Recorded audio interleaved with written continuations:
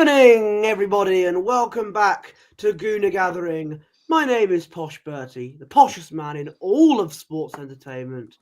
And joining me tonight is, of course, Gooner Gathering's founding father. It's Mr. Gooner Lee Meads. How are you this evening? Hello, everybody. I am doing just fine. I'm a little bit hoarse, I'll be honest with you, but I'm all good. Do you know what it is? It was celebrating them open play goals. That's what it was. I've never seen anything like it. Yes, The scenes of which will go down in infamy. But no, it was a good night last night. However, I think we've got a lot to discuss, and being that my broadcast partner is somewhat of the controversial figure of the channel, I think this should be quite fun. I'm looking forward to this tonight, Posh. I've been looking forward to it as well. And yeah. So we're here to talk about Arsenal's 3-0 win over Monaco in the Champions League, which, by the way, I think puts us third in the Champions League group, which is not bad at all, Great considering what the new weird format is like. So the day before the match, there was a lot of drama in terms of certain players that may or may not have been unavailable or may or may not seen in training. There was a lot of various sources were saying the likes of Bertie, Gabriel, Zinchenko, Calafiori, Timber, players. Nicholas as well. The young lad Nicholas was absent as well. Nichols. Sorry, Nichols. Josh That's Nichols. the fella. That's the one. Thank you. So many players were not seen in training. I was not going to make any comment until we find out the players who were with the squad just before the game, because what I've known with what Arsenal are like, players training doesn't matter because they could have been indoors doing things. So I was not going to make any comment until we see who was travelling with the squad. And so based on the lineup that we saw before the game, yes, Gabriel, Calafiori, etc., they were still not available. We had a back four of Thomas Partey, Saliba, Kivior, and Lewis Skelly.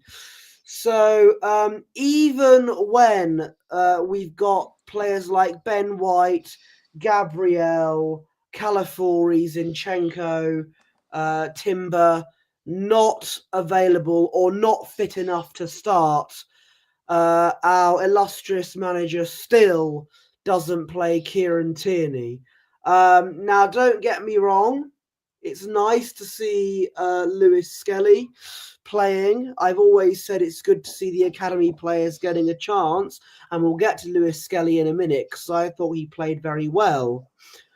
I still think that in a game like this in the Champions League, I just still think I think when you've got a defensive injury crisis like we're seeing now, you got players not available or various defenders like Timber not fit enough to start, and you still won't play Kieran Tierney. I think that says it all about his status at the club, don't you think?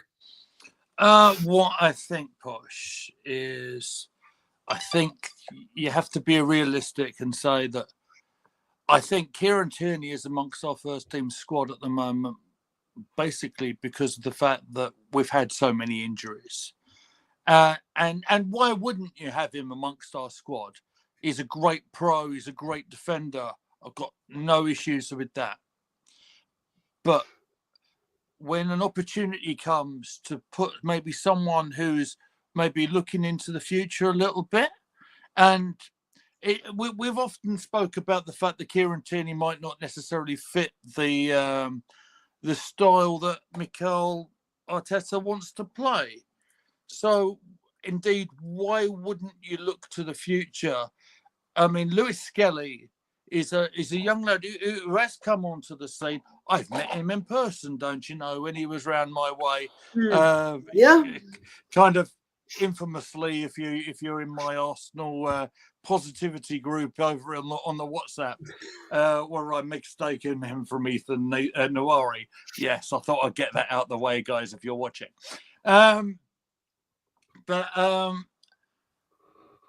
Look, why wouldn't you play the younger kid whilst having Kieran in backup?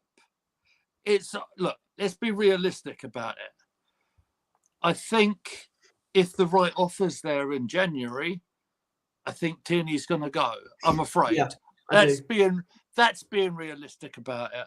It's unfortunate. I love Kieran Tierney probably as much as you do, sir, because he's a great defender, and he during that period where we operated at left back for that time when Aubameyang, left the club, I was thinking, well, yeah, he's probably the one that I'd like to see as captain. But yeah, look, the only reason he's still currently at the club, right, is because he picked up that injury in the summer.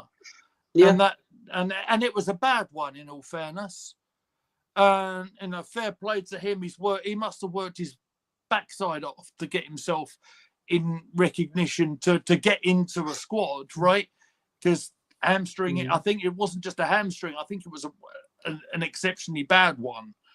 That's why it's taken so long for him to heal. He's not, as far as I'm aware, in terms of either first team or even the academy games where you can play overage players. I keep an eye on that. A big thanks to Emerson, who I talked to, and obviously who's on amongst our channel, who sort of made me aware of some of these rules and stuff, where you can play an overage player. Look, he's not even figured on the pitch yet. That being said, that's why Kieran was in the squad, just in case it was a break glass emergency. That's why Tierney was there. I want to congratulate Lewis Skelly on becoming one of the, he played an hour. The guy, by the way, has just come back of an injury himself. So I think he played about an hour, if I'm right. And I thought he was exceptional. His impact on the left-hand side, he had a great game. You're right in your point about how Kieran Tierney, and unfortunately where his status is at the club. Yeah, you're absolutely right. Of course you are. But it's unfortunate. What I don't like is how Arteta said in the press conference, "Oh, Kieran will get his opportunities. He's an essential part of the squad." He's lying to you. He's an absolute liar. But look, right. I'll respond to that.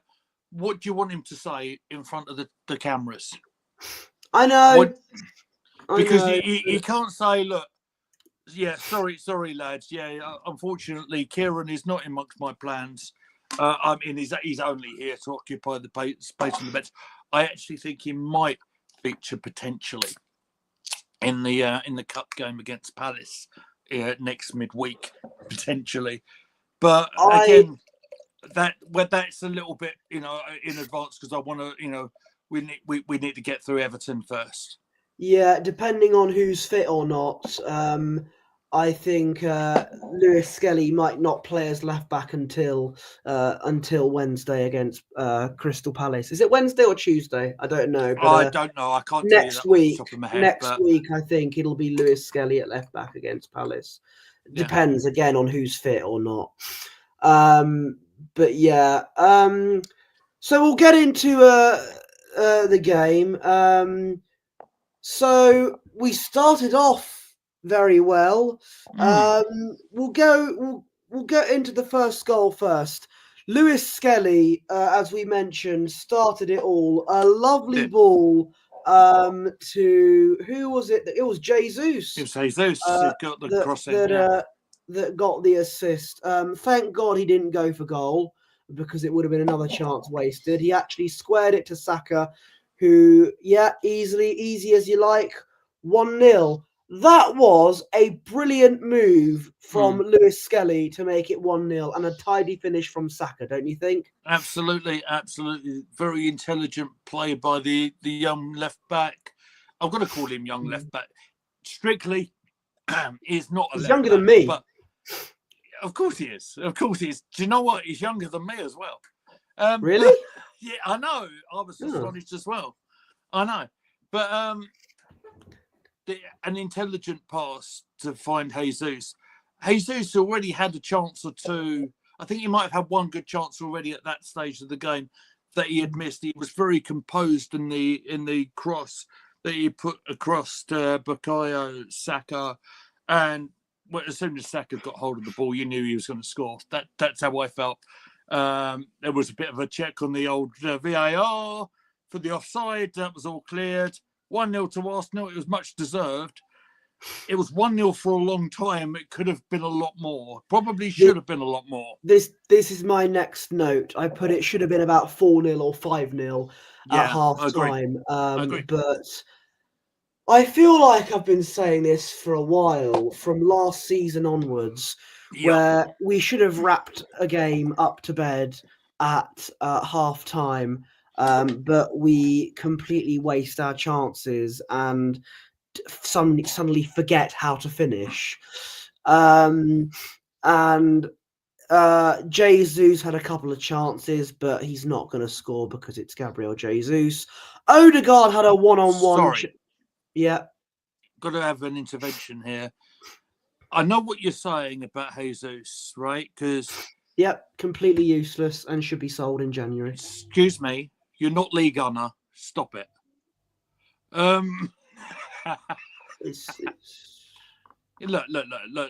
Look. You can't sell him now. The window's not open. That's why I said in January. Thank you. Good. I think you're doing the goalkeeper of Monaco a disservice because I thought I'm going to try and pronounce his name. Mikhaik or Mikhaik, I don't know. But whatever, he produced a couple of great saves. Look, maybe. Hello, Luke.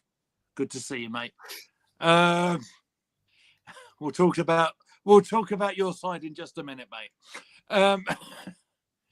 But the keeper did ever so well on not just the Jesus one, the Odegaard one-on-one. He made himself big, and Odegaard missed the target. I thought the goalkeeper actually was fantastic during the match for Monaco. So, look, it's very easy to jump on Jesus's back.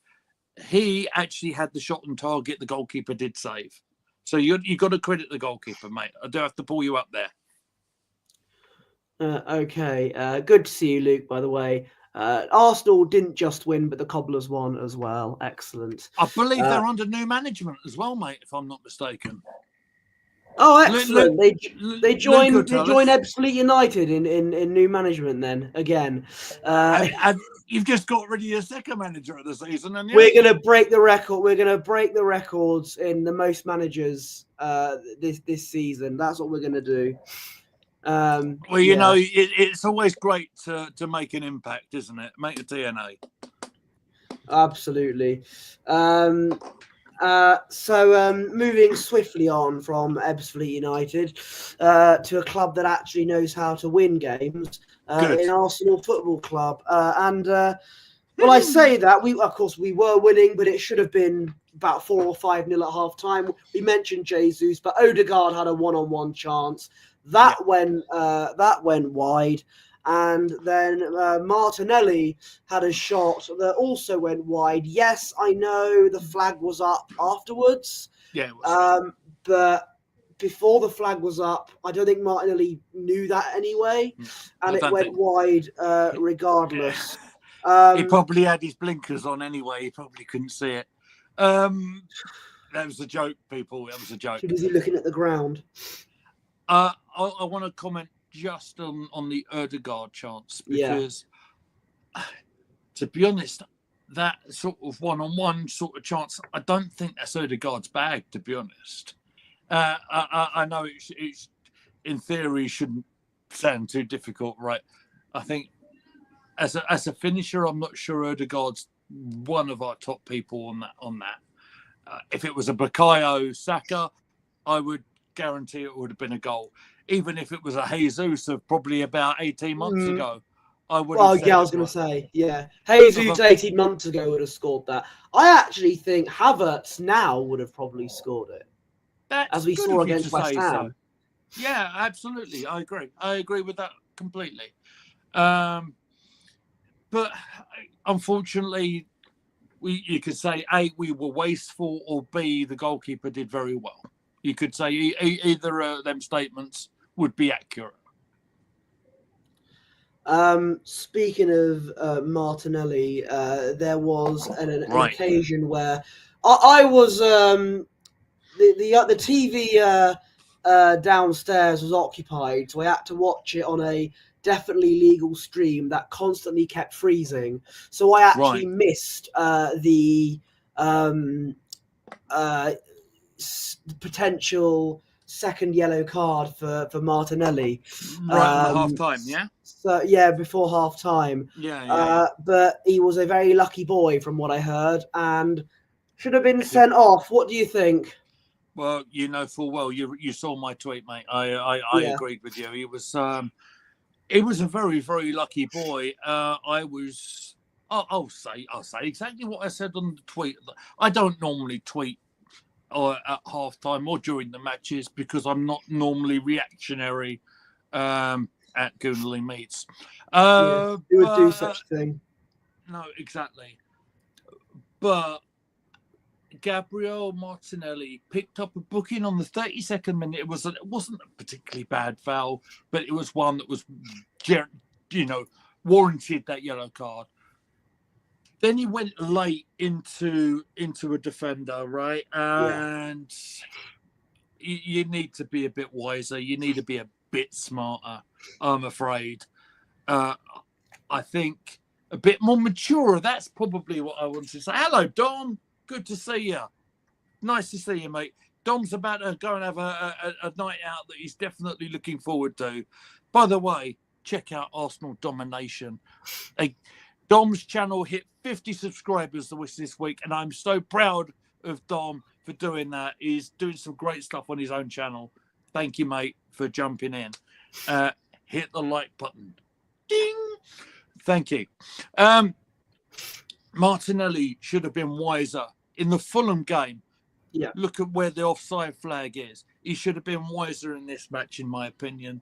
He was so lucky. And Mikel Arteta, you're not immune to criticism here.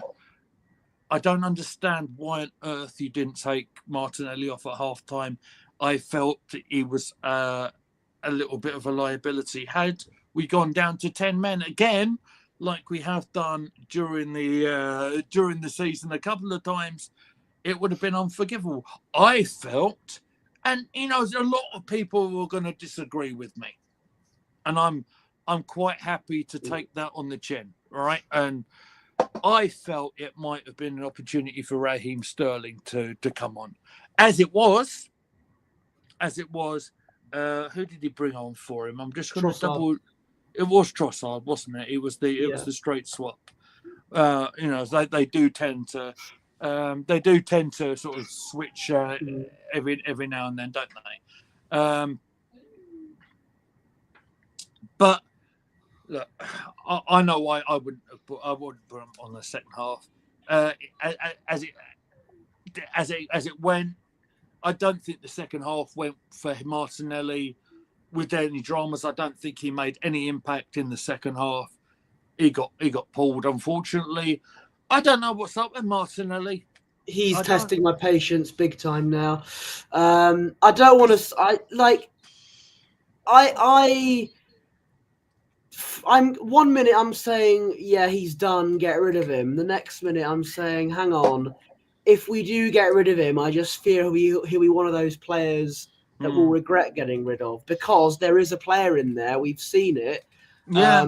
As far back as last season, we know there's a player in there. I just think it is. First of all, he needs to stop looking down when he's running, and I just think Arteta needs to let the shackles off him, because I think he is restricting a few of our players. That's the problem. So I don't think this is all Martinelli's fault. mostly. I think that he needs to be set free. That's what needs to happen.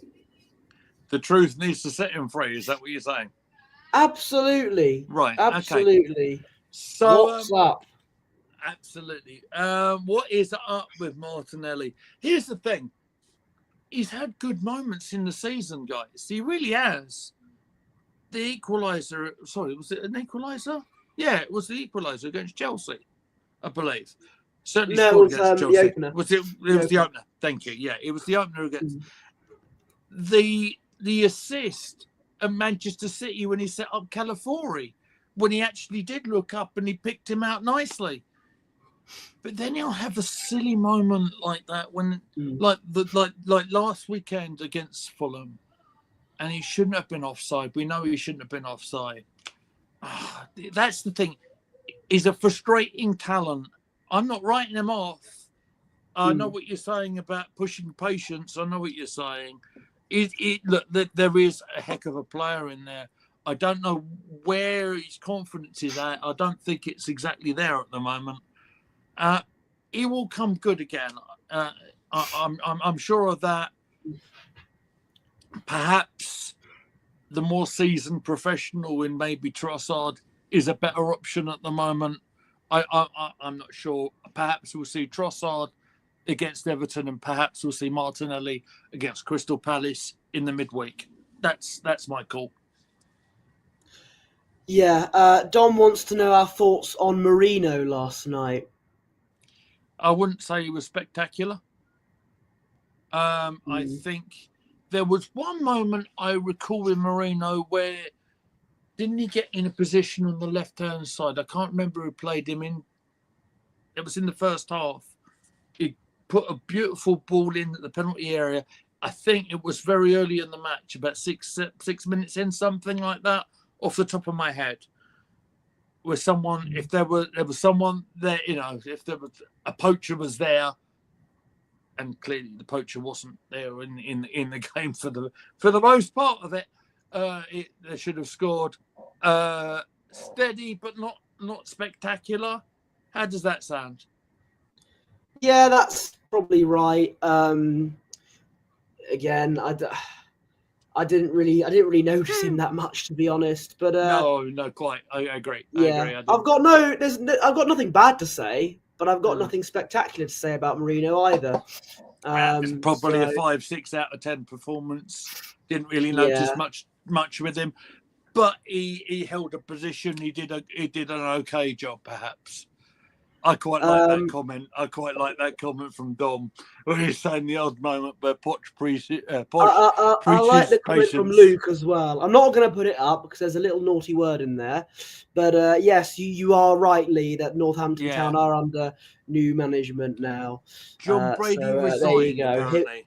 John Brady and Harry Watling at the job centre together. Right. Arsenal Domination says the odd moment where Posh preaches patience and Leah's less sure. I agree with you when it comes to Martinelli. Really, we know that there is a player in there, but he does these silly things that just make your blood boil. I was going to say makes you pull out your hair, but I don't have much left. That's because you keep pulling your hair when Martinelli plays. No. It's working with you, mate. I don't mean that. I love you really, mate. I'll be getting it cut at some point. If I was going to shave my hair off, it'll be if Nketiah gets top goal scorer. That's what it was. Oh God, I feel the Nketiah conversation coming on. No more Nketiah talk. He's not one of ours anymore. I know that's the problem. That's the problem. I feel the Nketiah problem coming on. So the second half, Monaco looked like they were they were for the majority of the second half in control until a defensive mistake, which we'll get to in a minute. Yes. But Monaco looked like they were really up for it because they knew that with being 1-0 down, there was still a game on their hands. And, I agree with that. They came very close all this at least unfold. twice. Sorry? They came very close twice to scoring themselves, I think, didn't they? Exactly. Golovin, I think that's how you say it, the Russian international. That's right. That's right. Coming Perfect. close early on in the second half. Yeah, and I think Kera as well, the former West Ham player, heading from a free kick wide. So yeah, is The captain, right? he was the captain? Yes, Yes, right. and Yeah. I remember him. and they had Minamino as well, who was former Liverpool player, who came off The the substitute. bench. He's a left-sided player, isn't he, Minamino? Yeah, I remember him. Mm. Do you know who was missing? Yes, I know who was missing and was left out of the squad. Was it Mr. Balogun? It was Mr. Balogun. I think is it Mm. under the terms of his loan agreement, Yeah. or perhaps he might have a bit of an injury. There might be it. I don't know why. I It's don't know kind of why he wasn't. disappointing, to be honest. Well, he's injured, according to Dom. Thank you very much. I did some research on that earlier on. I was just going to see if Posh Bit wanted to bite or not. I know, Dom. I know. I wanted to see if he was going to bite. No. But no. So when I see Monaco going for it in the second half when we were 1-0 up, it just goes back to last season, where we've had games where we've had chance after chance after chance, but wasted them and not made them count at all. And then the next thing we know, we're either behind or a team has equalised. And I don't know about you, but it felt like it was going in that direction before the second goal happened. It felt like it was going in that direction where we have chance after chance after chance, right. but the moment Monaco have their first shot, we get punished and suddenly it's 1-1. What do you think of that?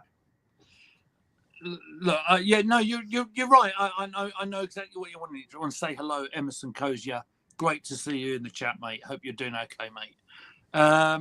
What I was thinking here is, you're right.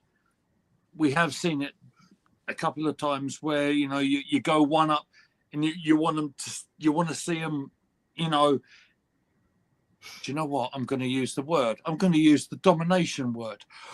We want to see us dominate, and we want to see us put a few more goals in. Unfortunately, there was a long time in that game where it was still 1-0. But do you know what? It needed a hero to come on. It needed someone to come off the bench to make an impact. And do you know who that man was? It wasn't Lex Luger, no, sir. It was Kai Havertz, sir, who came on, and I loved Kai's performance last night. I loved the cameo performance. He played, what 17 odd minutes, perhaps. I loved the pressing that he did, which caused the mistake. He won the possession that set up Bukayo for the second goal. We'll talk about the third in a bit. I love the impact that Kai made. I'm going to guess that you're not going to wax lyrical about Kai Havertz, but what did you make of the second goal? So, just want to go through some comments first of all. Dom Absolutely. says, at least Balogun, I think he's referring to, is not impacted by FIFA rules on international call-ups. What am I missing? Who's he referring to? So what Dom is talking about here is the there's the common thing. Oh, Ødegaard, Arsenal should withdraw Ødegaard from the internationals and stuff like that. Oh, okay. Where certain YouTubers perhaps are not necessarily thinking, knowing the rules of what they are. Yeah. Kai Havertz, yes, Dom, he's a full future 20-goal a season man. Absolutely no doubt in my mind, mate. Absolutely no doubt in my mind. I believe in Kai Havertz. Emerson says, not doing any more academy news until January. I understand, and I know what you've been going through as well, so please take all the time that you need, Emerson. We are with you, sir. Absolutely. Emerson Kozio, great member of our channel, does some great work for us. He's a great member of our team. Don't worry about it, mate. I've got your back on that one. I'll cover it the best I can when I can. I'm a very busy man, as is Posh, but we'll definitely be looking to do an update on the academy very soon, because the academy have had a couple of good wins over the last week or two that I do need to speak about. Okay, so let's talk about the second goal now. So Yeah. whilst I was a little bit nervous about the 1-0 being the scoreline and Monaco getting back into the game, suddenly a bit of a defensive mistake and the goalkeeper as well led to Bukayo Saka to capitalise on that, and a tidy finish to get his second goal of the match. Personally, I think the defensive mistake kind of was the result of our second goal as opposed to Kai Havertz. But I know what you mean by we were pressing. I know what you mean by that. Yeah, But, absolutely. Yeah, I just think we were a little bit lucky there with the defensive mistake. But it happens, and we saw the game, situation. Mate. Good finish from Saka. 2-0, and 2 goals for Saka. What do you make of the star boy then? Mate, you know, I can't say enough praises to go along with. I won't even call him star boy anymore. Do you know why? Because I think he's our star man. Because absolutely, he's a man. Yeah, thanks, mate. That's a William Regal reference, ladies and gentlemen. If you don't know our wrestling, sorry. Nice comment in the chat from Arsenal Domination, wishing Emerson all the best. Appreciate that very much. Thank you. So, what did I make of the second goal? So, what I think. You got to bear in mind, we've had it happen to us numerous times. I think it happened to us against Southampton when Mr. Ramsdale was playing in goal for us. And it happened within about 30 seconds of a match kicking off. And we were messing around, playing around the back. And unfortunately, the goalkeeper gave the ball away. What Kai did was win the ball and got the possession and teed up Bukayo beautifully. And of course, when you give Bukayo a chance like that, he ain't gonna miss it, is he? So fair play. I don't know if you're aware. I don't know if you see what I put in the group. That Bukayo won the player of the round award. Player of the week, or whatever it was called. Exactly. Exactly. So you know that speaks everything about Bukayo, and it was quite nice. I'll just say this about Bukayo. It was quite nice to see the interview at the end of the game with him. I was about to say him and Lewis Skelly.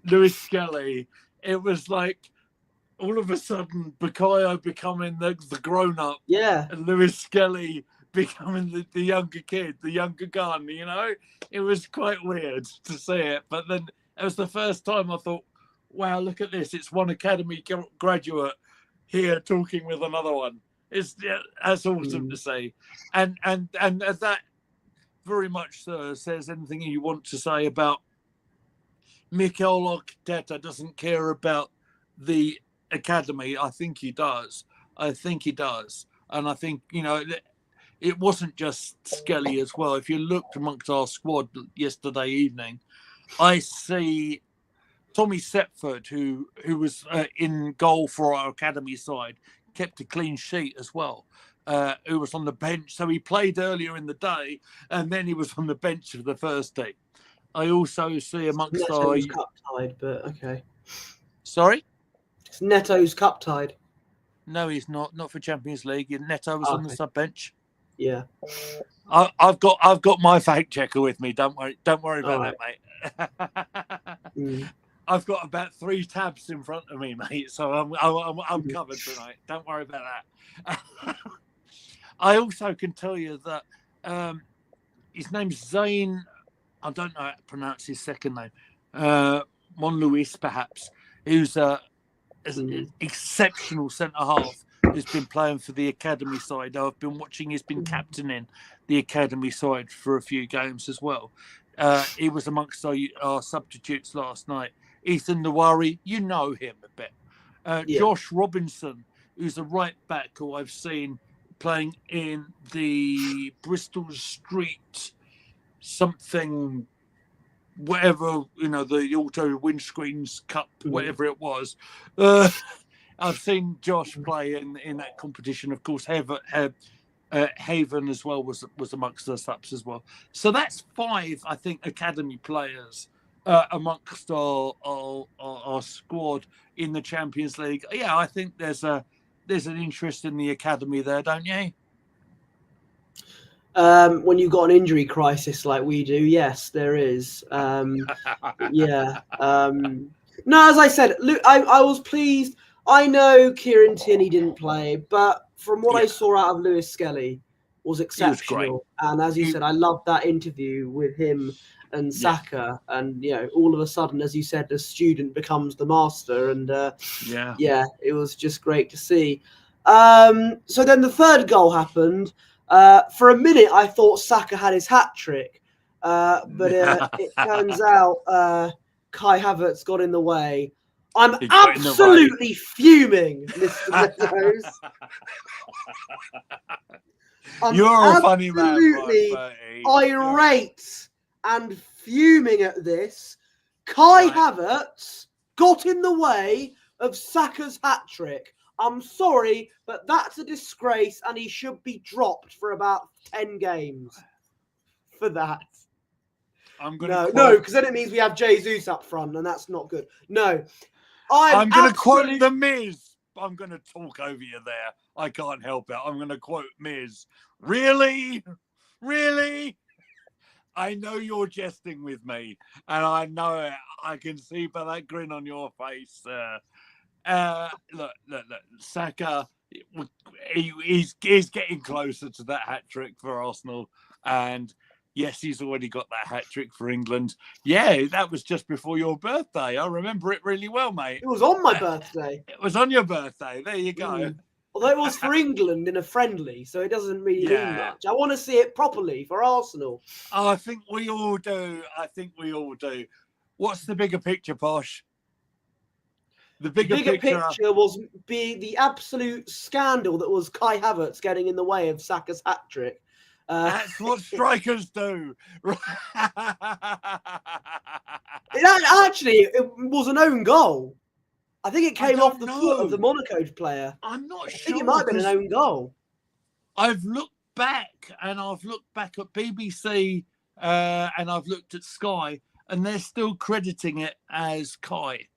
So I don't know. You'll have to look on the.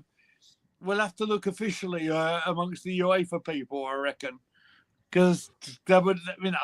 Honestly, it was going in one way or t'other anyway, wasn't it? So that's the important thing, right?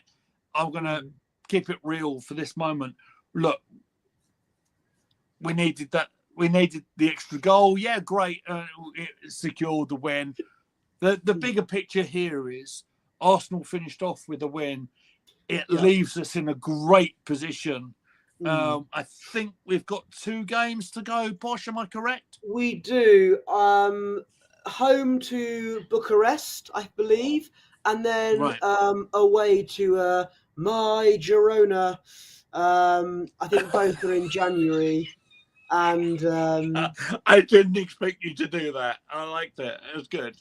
Mike Chioda. Yeah. I know exactly what you did. Both are in January, I believe. Yeah. I'm really sorry for people who don't understand our wrestling references. I'm sorry. I try and be professional about the whole thing, really. I don't, not at all. No. Luke Chapman is slagging off one of his players. Is Tyler Roberts the Gabriel Jesus of Northampton then? Because I looked him up and he's a forward apparently. So you never know. He might. I was about to do a bit of scouting on him, but as you mentioned, Luke, he's rubbish, so I might not want him now. Perhaps. Do you know what might be fun, Posh? What? How do you fancy doing a season of Northampton Town on Football Well, on Manager? Football Manager. Yeah. I'm Oh being well, serious. I think Luke will have to be my assistant manager then, if that's the case. Luke, are you up for it? Are you up for being Posh's assistant manager? Let us know, mate. Well, listen. It's it ended 3-0 to Arsenal, and as Yes, you mentioned, it put us in a great position. We're now third in the group, above Barcelona in second and Liverpool in first. We're Manchester City, Posh. Can you tell everyone? Hang on, I'm just going to scroll all the way down. It's a long way down. You'll have to All look the way down. Just give me a way second. down there. Okay, there we are. Oh wait, hang on. More. All right. They're 22nd. Good lad. I find that extraordinary. I am absolutely gobsmacked about what's going on. And I know, Posh, I know you're going to say, this is our opportunity. I know we've still got a bit of a way to go. The decline of Manchester City, what's happened at the start of the season is just bizarre, isn't it? It's just so strange. I know everyone can have a bit of a strange moment, but my goodness, do you know what? It's almost like when Haaland started having a pop. Our young lads as well, you know. Who are you? Keep humble. Yeah, it's like I love it. It's like they're getting the punishment they deserve. At least part of the punishment they deserve. Yeah, I said that. Lewis Skelly is. Yeah, man. Somewhat rattled him. Then is that what it is? That's exactly is he that what damn it was. Good? Yes, he's the whole damn show. That's what Lewis Skelly is. Yeah, Lewis Skelly got into Haaland's head, and all of a sudden, City are in decline. Who'd have thunk it? You know, personally, I think when you talk about a club in decline, I think Ebbsfleet United need to play against Man City to get us back onto winning ways. Right. That's what I think should happen. That's what Ebbsfleet needs to do to get back to winning ways. They need to play against Man City. Can you play FIFA as well? I used to play FIFA until 2019 when I stopped buying it because the game has got worse year on year. So yeah, I'm more of a Football Manager guy. Although they're delaying FM25, aren't they? Because they're a bit of I've heard this. It's a shame. Never mind. It's going to be. I think FM25 is going to be their version of WWE 2K20. I knew you were going to do that. I knew you were going to say that. Oh dear, that's fun and games. What I will say is that in all seriousness, so we've got through what could have been a bit of a banana skin. I'm not going to let this stream end without saying someone might have been a little bit apprehensive on their tweets before match, mightn't they, Posh? Someone saying that they were not confident at all. If I'm right in saying what you correct me if I'm wrong. It was seeing Partey at right back and Jesus up front. That's what it was. Can I ask you, who would you have liked to play at right back then? Obviously, we know that Timber had a bit of an injury issue, and I think they were trying to manage his minutes a little bit. Who would you have played? Would you have played Josh Robinson? There's no other option. And that's why I wasn't confident going into the day before the game. Because I knew if Partey was fit, he'd have to play at right back. So there's nothing I could have done. Right. Okay. That's interesting. Because I know it's not ideal with Thomas at right back. I know that. But I don't think he's been exceptionally bad. You know that? I don't think he's been exceptionally bad at right back. In fact, I think he's had more good matches at right back than bad. So, and so when we hear of potentially the new contract coming down to Thomas Partey, you say yes or you say no? Um, again, I'm not sure because he is in his early 30s now. He's not going to get any younger. Depends on if he continues to do well in midfield. The idea of a 1 year contract extension might be interesting, but I do think that we do need to bolster our midfield a bit more. Because Partey's not going to be a regular starter going forward, but just simply because of his age. But we'll see how well he does. Because Jorginho is going to probably end up going as well at the end of this season. So we are going to need. I disagree with that. I don't think he's going anywhere. Because I think Georgie.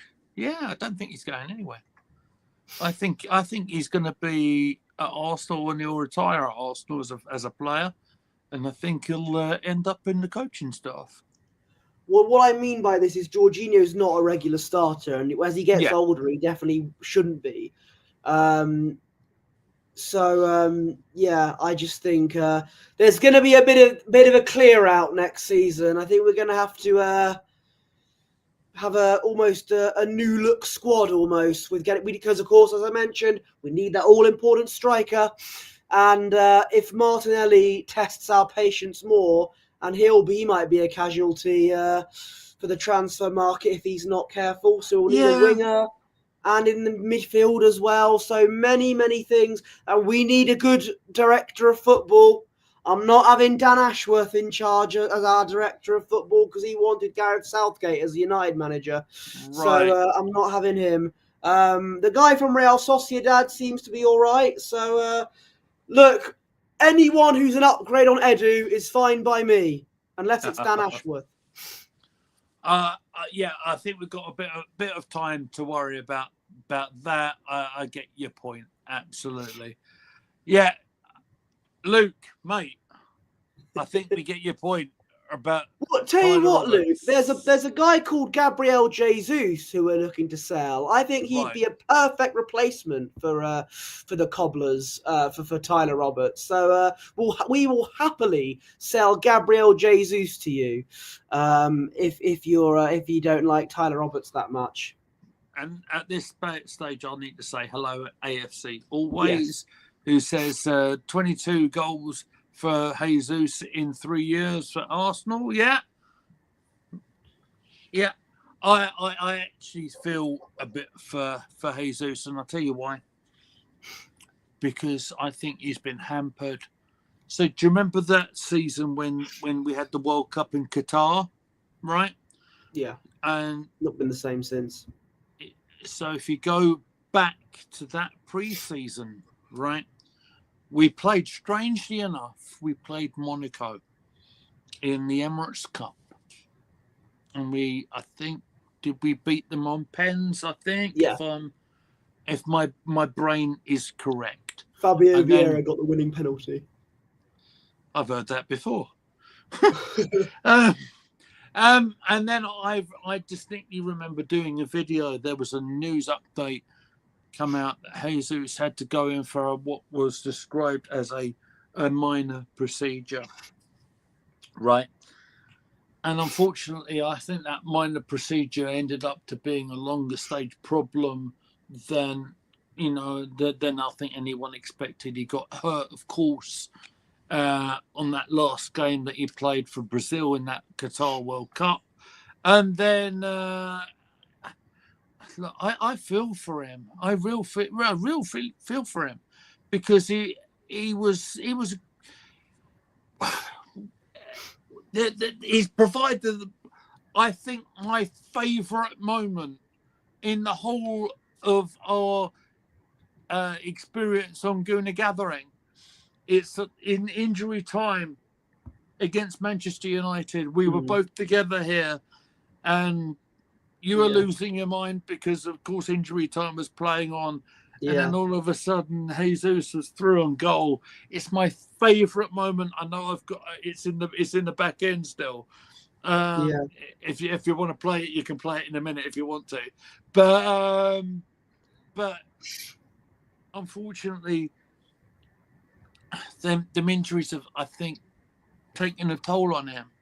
And I know Mikel is saying that he's, any reports of him going in, even in January, is nonsense. But I think he might be saying that because if he said anything else, he'll get criticised. That's the thing. When you are the main man at the club, you're open to criticism anywhere, especially when someone like perhaps you over there are looking to shoot him down at any occasion, and that's just how it is. I know your opinions, right? I get it. I think as I mentioned, I keep saying this: we need the all-important striker to take us forward, and have Havertz as the backup and replace Jesus.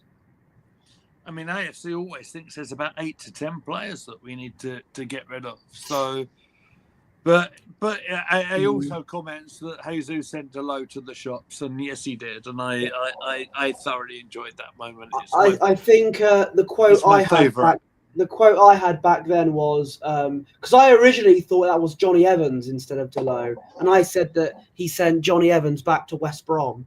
But yeah, I remember that. Those were the days when Jesus could score. Yeah, but nowadays he can only score against Preston. I'm not going to be that harsh on Jesus on that in terms of this, because I actually thought in terms of his general match play, I think he did okay. Don't think he was spectacular. I think he was okay. I think he got about a 6 out of 10 for me. Right. He got the assist. He probably should have scored himself. Let's see how he gets on, because I think he's going to probably play next. Probably, I would guess it's at Wednesday. I'm not sure. Whenever the day, it's either Tuesday or Wednesday against Crystal Palace in the League Cup. Let's see how he gets on in the quarterfinal. Absolutely, it's a game that we have to win to get us. We love a semi, and that's what we're gonna do. Yes, we get through to the quarterfinal. A nice big semi for us all. We'll look forward to maybe broadcasting that one live, perhaps, if we can, mate. Eh? Yes, we'll see. Because I do have an inkling that the Carabao Cup final is going to be Arsenal versus Tottenham. I just have a feeling, and who knows what the scoreline will be for that game. That will bring back all sorts of memories from my old brain, I can tell you that much, in terms of history at Wembley Stadium against Spurs. But let's get there first, shall we? Well, yes, absolutely. I think that should do it, unless there's anything else you want to talk about. What I do want to say is thank you very much, guys, for spending your evening with us tonight. If you've got this far, hit the like button. Keep your eye on Gooner Gathering's X page for any content upcoming. I am going to do my utmost, if my voice allows me to keep up with the academy stuff in Emerson's absence. There is a game tonight in the Women's Champions League, which I will try to get someone on the channel to talk about perhaps tomorrow if I can. If not, I will get it done myself. I'll let you know what's coming up in terms of content. Of course, we'll have perhaps a pre-recorded stream, perhaps about the team news for Everton coming up tomorrow. The Everton game is on Saturday, 3 o'clock kickoff. So we unfortunately won't be able to bring that to you live because I probably won't even be home. So in terms of a review for Everton for the weekend, that will probably happen on Monday. Stone Cold is in the chat. Hello, mate. Good to see you in the chat again. Thank you very much for joining us. We are just about to sign off, mate. But thank you very much for coming and saying hello. I appreciate you. Posh, have you got anything you want to say before we come off air, mate? Then I hope that we get all important 3 points against Everton on Saturday. Hopefully it's a no drama win for us, but you know what Sean Dyche is like. Don't say things like that. He'll make life a bit hard for us. Anyway, that should do it, I think. Here are our social media handles. You can find me on X at PoshBertie, Instagram at BertieOneless.